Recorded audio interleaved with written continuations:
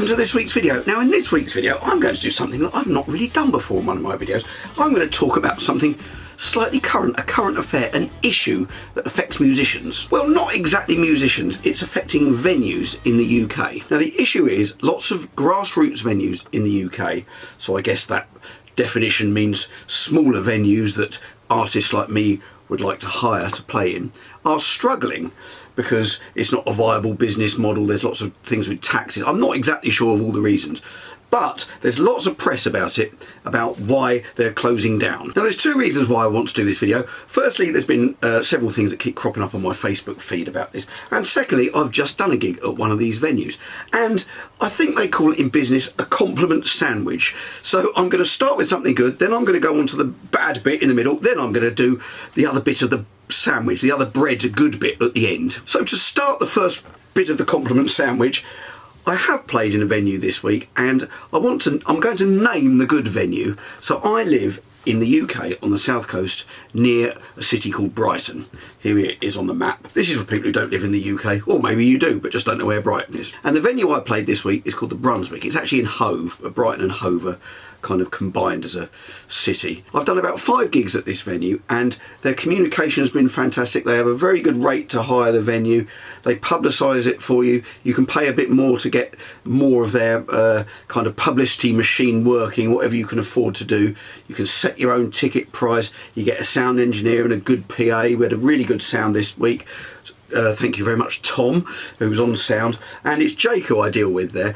And it's been absolutely fantastic, no complaints. So what I'm going to do, as this is a music channel, I'm going to start with a little snippet of us playing at the venue this week. This was my Guitar Through Time show where I'm playing lots of different guitars, different genres, to try and sort of pay tribute and trace history of the electric guitar through time.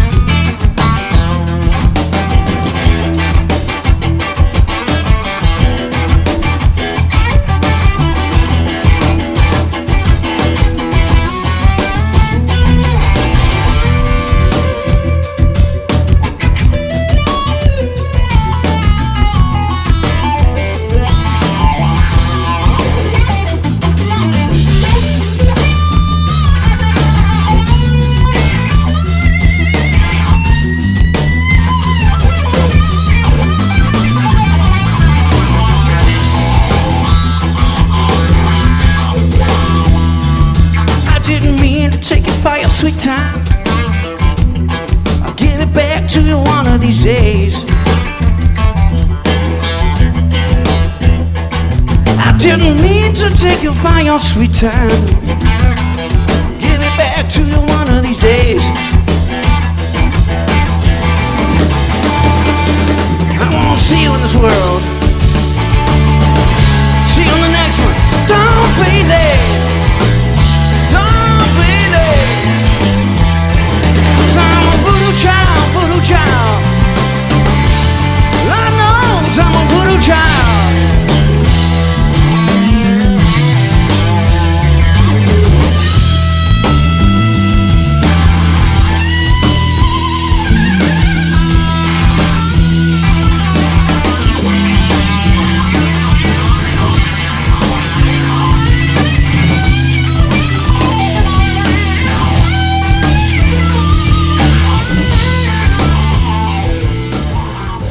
So that was at the Brunswick in Hove.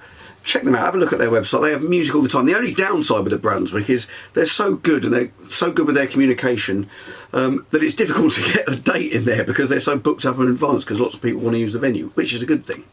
Just before we get into the bad bit, I just want to say one other kind of positive thing.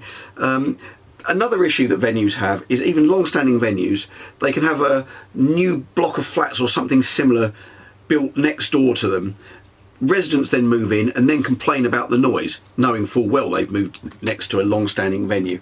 And if they petition the environmental health or whoever the organisation are, they can get that venue shut down. Now, a few years ago, the Musicians Union, of which I'm a member in the UK, they sent out a thing saying there's a bill has been passed in Australia to stop this kind of thing happening. We want to get a similar bill passed in the UK. Can you write to your MP and ask them to sign on our petition, or whatever the thing was called? So I did that to our local Conservative Party MP, because the area I lived in at the time was a Conservative, what do you call it, borough, ward, whatever it is. We had a Conservative MP. I wrote to him thinking, I probably won't hear from him again. And he then wrote back to me about 2 weeks later saying, just to let you know, I have gone and signed my name on the petition. So the MP at the time, he was, as I say, he was a Conservative MP. He was called Tim Lawton, or Lawton, not quite sure you say. He's no longer the MP here. But I just wanted to say that things are there to support venues and people are doing positive things. So that brings me on to the filling of the compliment sandwich, the not so complimentary bit. Now, there's lots of small venues in Brighton. I emailed 4 different venues in Brighton when I was trying to put on a gig. Now, you know, I'm an unknown artist. I'm just sort of starting out trying to put my own shows together. So I'm approaching venues where I'm basically saying, I want to give you money to hire your venue. I'm going to try and sell tickets and promote it and get people in. You know, the venues, some venues do more, some do less to help promote the gigs, but the arrangement here is I'm not looking for a door split. I'm going to pay the venue. I'm going to give them money to hire the venue. And some of these websites, they say fill in this form or write to this email address to inquire about rates and availability. None of them have the rates on display or their availability on display. They might give you the tech spec and the the size of the venue, all those things that you need to know before you need to bother inquiring. So I wrote to 4 venues, and the one that responded was the Brunswick, and I've now done 5 gigs there. I've probably paid them, I don't know what I've paid them, but you know, getting on for £1,000 in hire fees. I've brought in several hundred people into their venue who've bought food and drink. So, you know, I may not be the biggest draw in the world, but I'm sure they, you know, it's worked. It's worked for me, and hopefully it's worked for them. But 3 of those other venues, I'm not going to name them, but if you are someone who runs a venue or owns a venue in Brighton and you want to know whether you're one of these venues, then email me on tom@tomwalkermusic.com. One of them did respond. They responded the first time, and then when I got back to them saying, thanks, sounds good, the rates I could afford, they seemed reasonable, can you send me a list of availability? Never heard another thing. But the other 2 venues that I messaged, not a sausage. They didn't send me a reply, they didn't acknowledge the email. I mean, it's ridiculous. It's like walking into a shop and saying, a chapeau shop, for example, I'll take that hat, and the person standing behind the counter completely ignoring me. So I walk out the shop. I mean, I was trying to give money to these venues. So that's Brighton. So this is personal experience. I'm not trying to make a point here. This is just my personal experience. I've messaged a couple of venues in South London as well. They have forms that you fill in. You kind of give them your information. You send them a video and things like that. Not even a thanks for sending your information type thing. That might have been a kind of door split type thing. So that's a different scenario. But you know, you don't even get a response. So in the end, you think, oh, I can't be bothered to deal with them. So even if I do get to the point where I know I can draw a crowd in that area, I probably won't try those people again because they don't get back to you. So there we are. That's kind of my rant over. I find this, you know, years ago I used to find there were lots of musicians moaning about not having any gigs, but they seem to be the same musicians who never answered their phone or got back to you. The ones who did seem to have gigs. There's obviously some correlation. I'm no expert on this, but there definitely seems to be some link between people responding to you and you giving them work. So there we are. I'm going to leave you. Now we're moving on to the second bit of bread. We've gone past the non-complimentary filling, and now we're going to get on to the last bit. I'm going to play you another bit from my gig this week. This was me playing on my Gretsch, which isn't hanging up there. Keep it in the case, the Gretsch. Not for any reason. It's just I've got my 4 custom shop guitars up here, and I use them for recording and stuff, so I need to grab them down. The Gretsch only comes out on special occasions.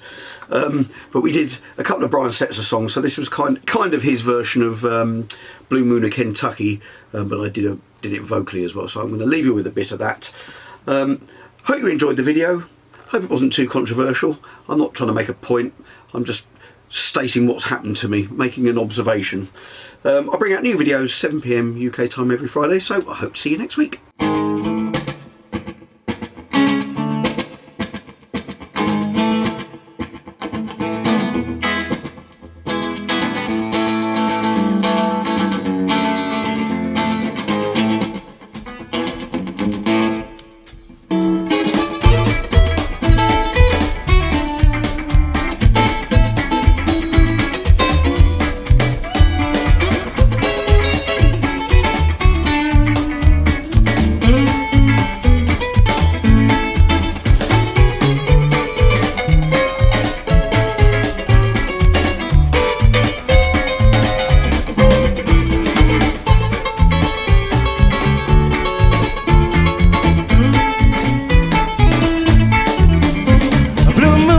Kentucky, won't you keep on shining?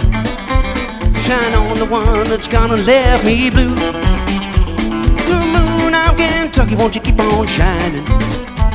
Shine on the one that's gonna leave me blue. It was on that moonlit night, the stars were shining bright. Wishbone high, lovers said goodbye. I said, blue moon of Kentucky, won't you keep on shining? Shine on the one that's gonna leave me blue.